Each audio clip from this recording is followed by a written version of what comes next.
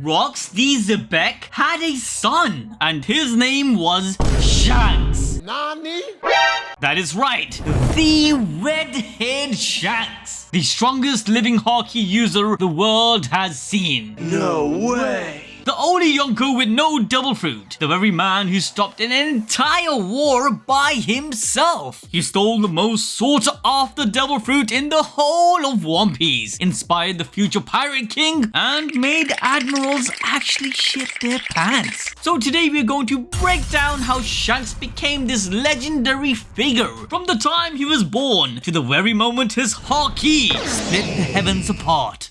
Without Shanks, there would be no One Piece that we all love. His character is comparable to Oda, who also sees himself in Shanks. In fact, one of the biggest reasons for One Piece's existence was Oda's inspiration from Vikings and Norse lore, and Shanks is literally the embodiment of that. Shanks' character is fundamentally the representation of how Haki and the will of a person can direct the events of the world. But to truly understand all of this, we have to start at the very beginning. It's rewind time.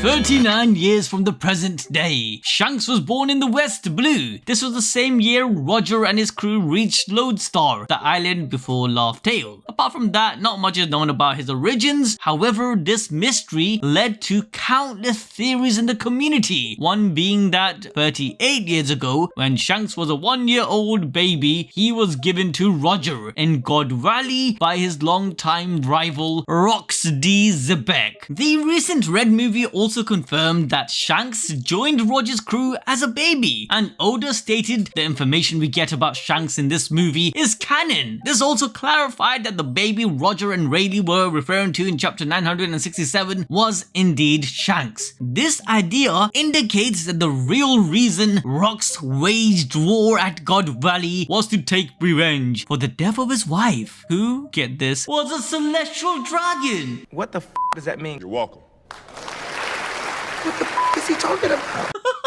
I know, just hear this out. Shanks being able to walk into Marijois and see the 5 elders as easy as he does in chapter 907 would be explained by his heritage. However, this affair between the gods and their enemies, the D's, sadly caused Shanks' mother to be targeted by the government, which led to her eventual death. This was not before she gave birth to her son Shanks. Rocks D. Zebek, with vengeance in his mind, gathered the strongest pirates the world had known to form a crew in order to execute one of the biggest scores imaginable. Somewhere along their plans was for the Rocks pirates to attack and take over God Valley, a corrupt island where the celestial dragons would be along with their slaves. In order to protect these celestial dragons, the navy was sent with Vice Admiral Garp. Roger joined in and finally put an end to Zebek's reign. With Zebek's supposed death, the Rocks pirate disbanded, and most members later became captains in their own rights. However, this brings us to Zebek's final moments, where he told Roger about his story and son, telling him that a child does not bear the sin of their parents. Yes, these very words would later be said by Roger himself to Garp, bringing things poetically full circles. Roger then took Shanks in and raised him as his cabin boy. Now, although Shanks had been a part of Roger's pirate ever since he was a baby, we don't know when Roger's straw hat was passed down to him. Still, the earliest point we do see him with a straw hat was around the age of 9, and so he together with Buggy were apprentices of the Roger pirates and partook in many of the crew activities. Both of them were even trained by Silver Rayleigh, the first mate of the crew. Yes, the Dark King was literally their instructor, which does explain the insane Haki that Shanks depicted throughout his life. Obviously, there's also the idea that one's Haki's potential can be inherited, especially when it comes to conquerors. But him being Zebek's and a celestial son would further explain his later feats. Apart from Rayleigh, he was very close to his captain along with the other crew members. But Buggy and him were probably the tightest. However, they did constantly bicker with each other about every little thing. In fact, one night, Buggy and Shanks would converse about their ideals and future, having both very different outlooks on what they found important as pirates. Shanks was literally raised by Roger and Rayleigh like they were his parents. He adopted a lot of their values, whereas with Buggy, like most pirates, he joined due to his desire for wealth. Shanks and Buggy's relationship would not get any better in the future either, as during that same night, Buggy tried to run off with a devil fruit and sell it. Shanks barged in and accidentally made him swallow the fruit, forever cursing Buggy with the power of the Bara Bara no Mi, something Buggy still holds Shanks against till today. But despite their differences, they were quite surprisingly an iconic duo, being often seen in battle together. In fact, during Marineford, Whitebeard, after such a long time, recognized Buggy thanks to that fact. And also his red giant nose, you can't really miss. Tired of suffering. 2 years later, around the age of 11, Shanks' captain Goldie Roger would contract an incurable disease as if fate wanted to halt the man who wanted to become the future Pirate King. And so they recruited Crocus to be part of their final journey to Laughtale so that they could find out the secrets of the world. A year later, at the age of 12, Shanks and the Roger pirates were confronted by the Golden Lion pirates led by Golden Lion Shiki, who wanted Roger to join forces with him. This battle would later become known as the Ed War, a battle in which Shanks took part in. Around a year or so later after the battle, at the age of 13, Shanks and the Roger pirates would temporarily settle on an island after defeating a group of marines, where they would learn that the Whitebeard pirates had docked on the other side of the very same island. The Roger and the Whitebeard pirates would fight for a whole 3 day and night, where they finally ended it with a gift exchange, you know, like pirates do. This would be the time when the 3 of the future 4 emperors would meet eye to eye. Buggy would inform the rumors regarding Teach, and that was the fact that he never slept, giving the mystery behind the monster Teach would be. In the same year, Shanks and the Roger pirates would then be joined by Kuzuki Odin and his family alongside the Minks, where together they would travel to all kinds of different islands, ranging from Skypiea, Water 7, Fishman Island, and even Zao. This was quite a pleasant time for Shanks as he gained so many beautiful memories with his crew. This also included Hiyori and Momonosuke. Hence later in chapter 1055, he thinks back to them. With a year gone by, at the age of 14, Shanks stays behind to look after a sick Buggy whilst his captain and his crew reach the final island, Laughtale.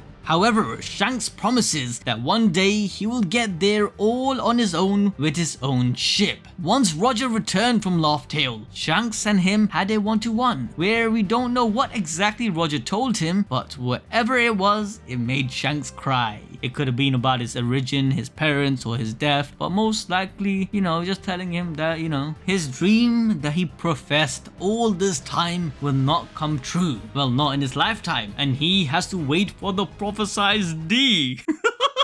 I'm talking about Luffy, guys. What the fuck are you guys thinking about? Right after, the Roger pirates disbanded and slowly they all parted in their own ways. Just a year later, Shanks at the age of 15 attended Roger's execution in Log Town. After witnessing his adopted father's death, he decided to start his own journey, being the captain of his own crew. The very first person that Shanks wanted to recruit was Buggy. However, sadly, this legend declined. Understanding a ship cannot have 2 goats, this was the last time the duo met for the next 22 years, until reuniting during the Marineford War. But for Shanks, within 2 years, at the age of 17, Shanks managed to acquire a ship and a crew for the Red Hair Pirates. The first member of his crew is disputed, but we all believe it to be Ben Beckman, likely then followed by Lucky Roo, and then we see Shanks personally going out to recruit Soga King's dad, Yossup, due to the incredible rumors of his sniping abilities. From this moment, we already understood Shanks was on a whole new level, as his influence and Haki was so strong it compelled Yossup and the likes of these men to travel the seas with him. We know that they didn't refuse, as according to Oda's SBS, these 4 are seen as the founding members of the Red-Haired Pirates, where respectively each originated from one of the 4 seas. It's also also stated that the red hair pirates had already involved themselves in crazy battles through their time in the Grand Line, and at an unspecified point an event would happen that would change Shanks' entire fate or face when he ran into Marshall D. Teach. A young Blackbeard and Shanks would have an altercation where Blackbeard would slice Shanks' eyes, giving him his trademark scars. Though from this it sounded as Shanks was overpowered by Teach in this very moment, but in reality Teach waited for an opportunity, catching Shanks off guard, because later on, after Teach gained the power of the Yami Yami no Mi and the Guru Guru no Mi, he still believed he couldn't face against Shanks, and this kinda goes to show how strong Shanks is. Now the exact time of this altercation is unknown, however there are signs indicating those scars were made near the time of Roger's execution or just right after. So yeah, it could have been even before he recruited Yasopp. In chapter 0 for the movie Strong World and chapter 434, the left side of Shanks' face is covered by hair or his hat. Considering we saw at the end of Roger's execution he was still unscathed, we know that this happened closely after. Regardless, this brings us back to Shanks' journey with the Red Hair Pirates. During the course of his early years, he made a name for himself and formed a formidable crew consisting of big shots, including the prior three. We have Lime Juice, Bonk Punch, Monster, Building Snake, Hongo, and Howling Gab, where all of them would later become officers for the Red-Haired Pirates. Another major thing we need to bring up is Shanks' ability as a swordsman, having enough prowess to duel the world's greatest swordsman Mihawk, whose battles were said to echo throughout the entirety of the Grand Line. Mihawk likely formed his rivalry much before the formation of Shanks' crew. We see a young Mihawk present during Roger's execution alongside his sword Yoru, so it's not far-fetched these two met before. And just to make a note, just from the reaction of others, it would make sense that Mihawk had better swordsmanship skills, but Shanks' Haki was so powerful that it made Mihawk's skills,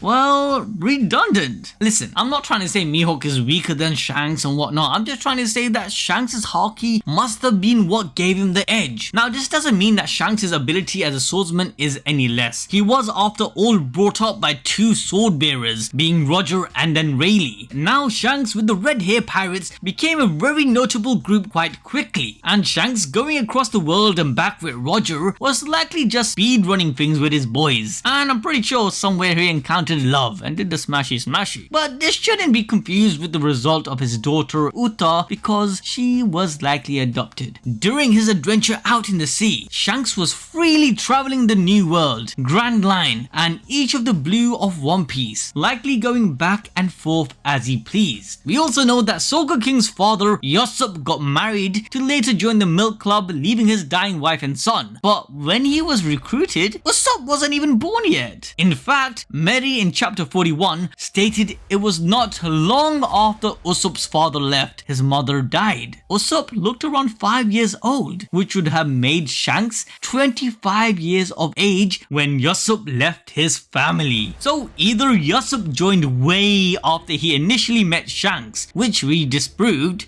or Yasopp got married during his adventure. After knocking up his wife, he decided to settle down to only later leave again. This is important because of the theory that Usopp's mother could have been a Red Hair Pirates member for a brief moment and could potentially be a princess of the sea. Just think about that. Shanks, at the age of 27, decided to rob a Cypher Pole marine ship for its treasure, the treasure being the legendary zone Hito Hito no Mi Mado Nika. He presumably defeated Who's who was guarding the ship at the time, causing Who's to hold a grudge against him and by proxy the future user of the fruit. We also speculate that Uta, his adopted daughter, was with him during this time. The same year he arrived on Dawn Island, where he met a peculiar boy named Monkey D. Luffy. Shanks was fascinated by the boy, enjoying the atmosphere of Luffy's village, thus choosing to settle down there for a while, making it a temporary base. Though the reason for Shanks' arrival at Fuchsia Village is yet to be explored, logically Shanks found out about his captain's son Ace and wanted wanted to meet him, even likely wanting to give him the Nika fruit itself. However, instead, he encountered Luffy. Luffy, who already wanted to become the king of the pirates, was deeply interested in the world of piracy. Shanks made his goal even more apparent in Luffy's mind, seeing him as the ideal pirate, even copying Shanks' principles on occasion. After denying Luffy's wish to join Shanks as a pirate over and over again, one day this bandit named Higuma shows up at the bar demanding sake. But Shanks and his crew had drank all the sake in the bar except for one last bottle. Shanks offered Higuma the bottle, but this dirtbag smashed the bottle over Shanks' head. However, being the Chad he is, Shanks paid no attention to it and started to clean up the alcohol, but Higuma threw his food onto Shanks as well, calling him a coward. After Higuma leaves, Shanks and his crew burst out in laughter over their own humiliation. This one single act shows the real type of pirate Shanks is. Strength isn't just defined by fighting ability or fruit powers. In the world of One Piece, it's showcased through unwavering will and concrete ideals. Shanks, by letting a dirtbag like Higuma walk all over him, showed that he had no reason to go against Higuma because he didn't hurt anything Shanks held dear. Other pirates might have thrown a fit after having their pride humiliated like that, as their strength comes from the outward perception of their character. But Shanks and his crew don't need that. Shanks clearly had the power to get rid of Higuma and his lackeys with one glaring look. But he only opposed Higuma once he took Luffy as a hostage, almost killing him, Shanks' friend. Even with a gun to his head, Shanks stayed calm and sent Higuma and the rest of his gang packing. Shanks' willpower to withstand this humiliation and laugh it off is a testament to why his strength with Haki is an outlier even amongst the Yonko. But he did lose his arm against an East Blue Sea Kings. Shut up, bitch!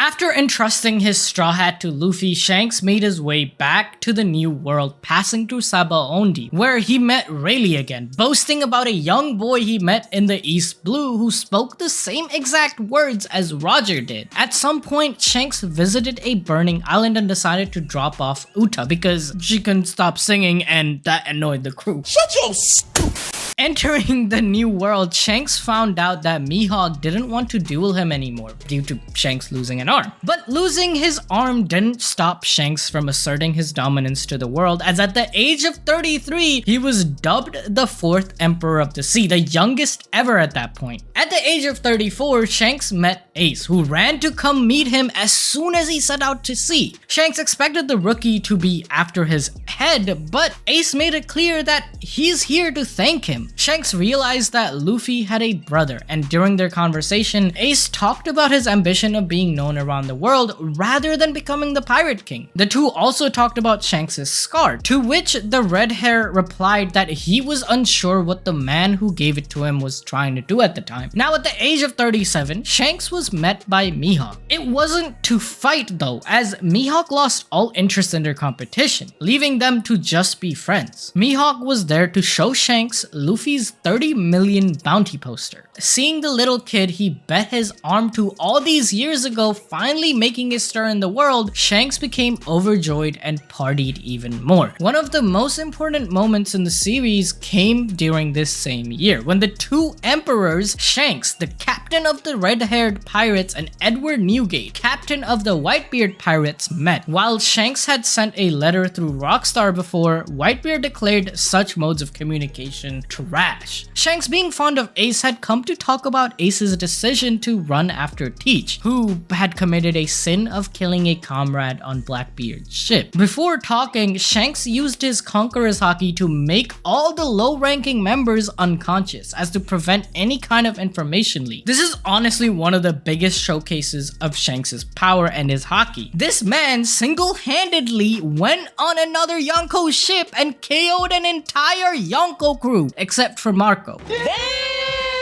With all of that done, the two emperors started drinking, and Whitebeard reminisced about the time when Shanks used to be an apprentice on Roger's ship, and the two also talked about Buggy the Clown. Here, Shanks revealed that he hadn't met Buggy since the time they split up at Logtown, but he had heard rumors that Buggy was still around. Whitebeard also added that he can still hear the echoes that shook the Grand Line when Shanks and Mihawk used to duel long ago. It seemed like Shanks and Whitebeard hadn't met in person since a long time as Whitebeard asked about the person Shanks had lost his arm to. To this, Shanks gave the same answer as usual, that he had bet his hand to the new era, essentially stating that Luffy was the key to changing the world and even potentially reaching the One Piece. Shanks then talked about how the scar Blackbeard left was aching and that he was always a sly fox, preventing his name from growing on purpose. He continued further by stating that Teach would come for his former captain's spot as he had gained more strength. Whitebeard wasn't sure what Shanks wanted him to do, so Shanks explained that Whitebeard should stop Ace as he had a bad feeling about this, claiming that it didn't seem like the right time for the two to clash. As one would expect, Whitebeard took Ace's side, claiming that Teach needed to learn a lesson and that Shanks was 100 years too young to tell him what to do. This led to a clash between the two, which caused the whole sky to split in two, bruh. Yeah, this man went into Whitebeard's house, the strongest man in the world, and told him how to handle his crew, bro. This disrespect is on another level, but it wasn't just hollow words, as Shanks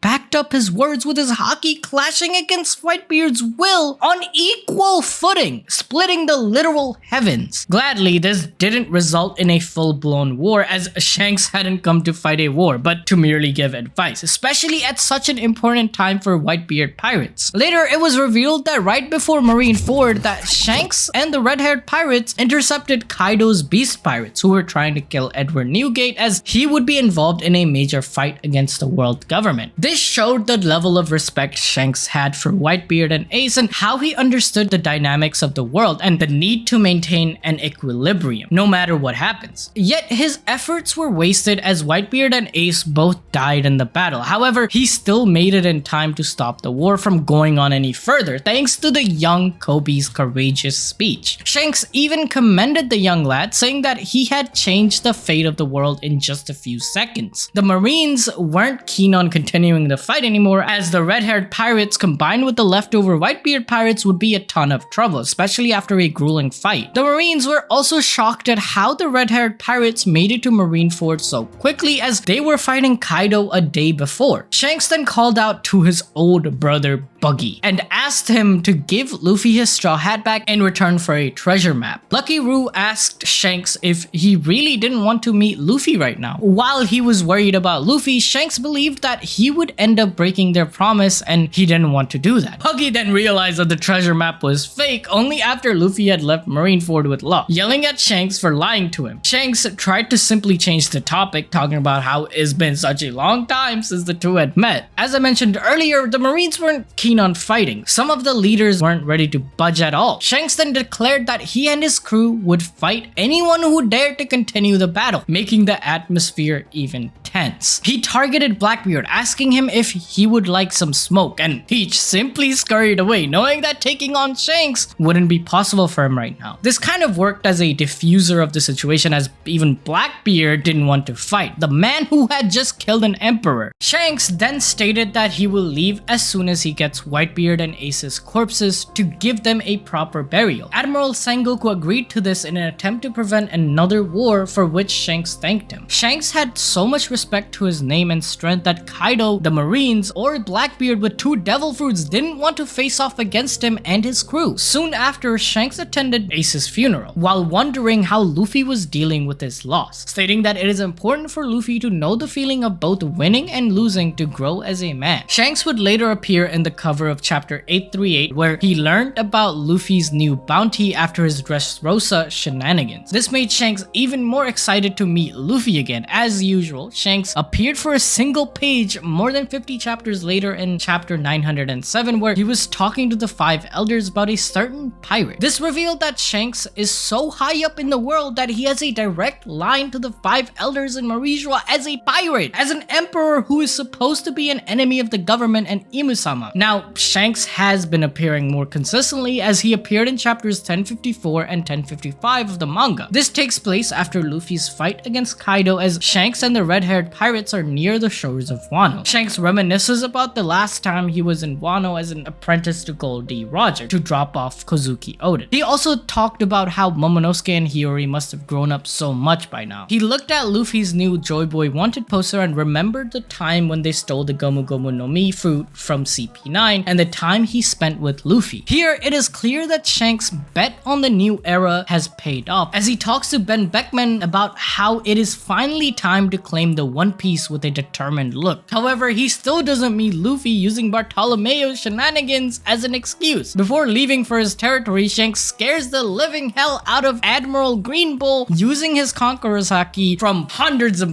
not hundreds, but quite a distance away. And while doing this, he exclaims that the world government can't prevent the revolution of the new era. Then he leaves once again. But be sure to check out animedrip.shop where we have some fire Nakama shirt. And also be sure to check out this other video where we talk about Gol D Roger's entire life and how busted he was.